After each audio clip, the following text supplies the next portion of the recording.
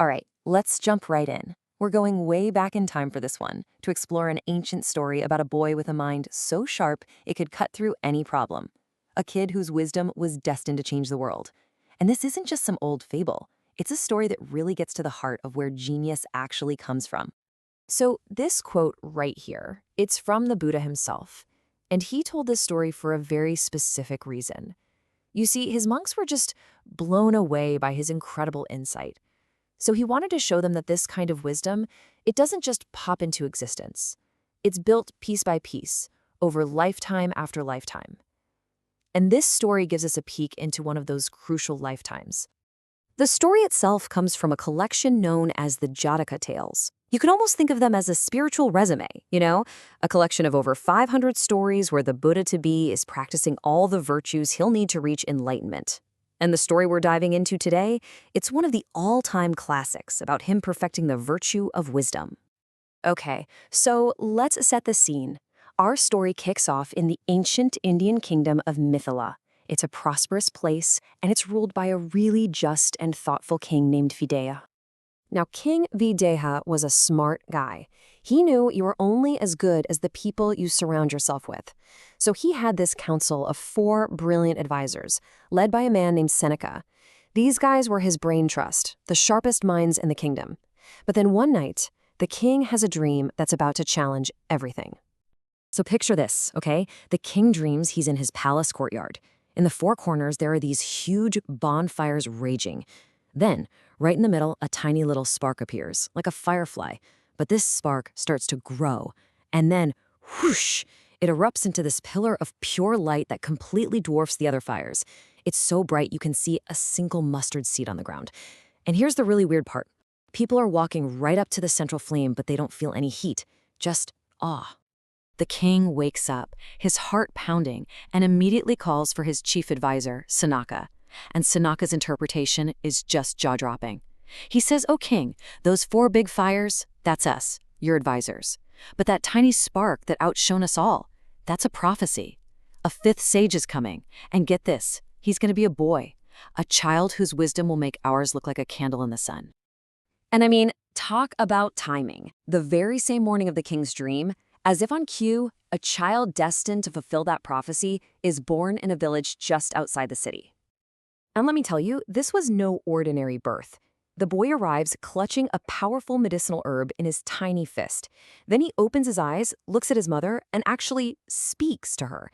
Now get this, his father had been suffering from this awful headache for 7 years. Nothing could cure it. His mother takes the herb, makes a paste out of it, puts it on her husband's forehead, and boom, the 7-year headache is gone. Just like that. So they name him Mahusada, which means great medicine. Pretty fitting, right? So, fast forward a few years. By the time he's 7 years old, the stories about this kid's incredible mind are already spreading like wildfire. We're not just talking about a smart kid. We're talking about a problem-solving prodigy who is already out there making a real difference. So back at the palace, the king suddenly realizes, wait a minute, it's been 7 years. He remembers the dream and sends out his scouts to find this kid. In the meantime, Mahasada is already making a name for himself by solving problems right there in his own village. So the village playground was a total mess. Muddy when it rained, dangerous when horses came through. So what does 7-year-old Mahasada do? He designs and oversees the building of an incredible public hall. And this wasn't some little clubhouse. It had a court of justice, a hall for religious teachings, a shelter for the homeless, the whole shebang. His wisdom wasn't just clever, it was practical and deeply compassionate. Okay, let's look at a smaller but just as brilliant example of how his mind worked. One day, he's playing with his friends, and a kite, a type of bird, swoops down and snags a piece of meat from one of the other kids. All the other kids start running around, looking up at the sky, tripping over everything. But Mahosada tells everyone to stop. He does the exact opposite. He looks down. He watches the kite's shadow move across the ground. He runs until he's standing right in the shadow, and knowing the bird is directly above him, he claps his hands loud and shouts.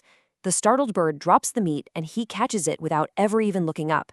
It's a simple solution, but it comes from a totally brilliant change in perspective. But his genius wasn't just about quick tricks.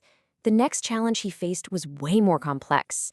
It was a legal dispute, a classic case of stolen property that required some serious forensic thinking. A thief had stolen a pair of oxen from a farmer.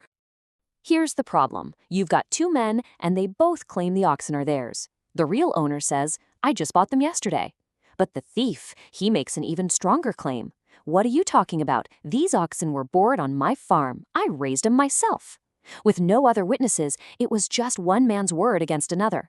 So how on earth is a 7-year-old supposed to figure this out?